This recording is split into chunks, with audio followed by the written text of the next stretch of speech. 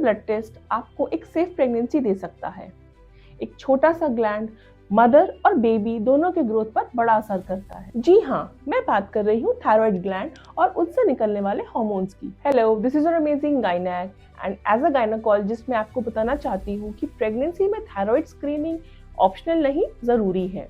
Healthy pregnancy का एक silent pillar है थायराइड हार्मोन। आखिर प्रेगनेंसी में थायराइड हार्मोन इतना जरूरी क्यों है? It is because thyroid hormone की डिमांड एंड प्रोडक्शन दोनों ही बढ़ जाते हैं प्रेगनेंसी में बाय 30 to 40%। अगर आप प्रेगनेंसी प्लान कर रहे हैं then also pre conceptional screening is very important. Pregnancy के दौरान भी antenatal screening and counselling is of equal importance.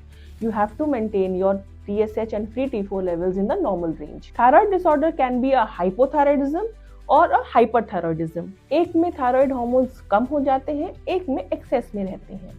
उनकी मेडिसिन भी अलग हैं। एक में we have a supporting drug and the other is anti thyroid medication. अगर थायराइड डिसऑर्डर्स को ट्रीट नहीं किया गया तो माँ में it can cause miscarriages, high BP यानी preeclampsia, placental abruption, PPH and also in very severe cases heart failure and baby से related complications में they can be stillbirth, they can be preterm deliveries, they can be low birth weight, cognitive and neurodevelopmental delays and low IQ of the child। इसके बचाव में हमें iodise नमक का use करना है और पूरी प्रेगनेंसी में थायराइड स्क्रीनिंग कराते रहना है सो दैट इससे रिलेटेड सारे कॉम्प्लिकेशन से आप अपने आप को और अपने बच्चे को बचा सके। थायराइडिज्म में there is increased free T4 levels in the maternal plasma. Anti thyroid medications चलती हैं जिनका ट्रांसप्लेसेंटल ट्रांसमिशन होता है और ये बच्चे तक पहुंच जाती हैं और कई बार ये टेराटोजेनिक भी हो जाती हैं and they also affect the thyroid gland of the baby. Till then, stay healthy and keep following your amazing gynaec.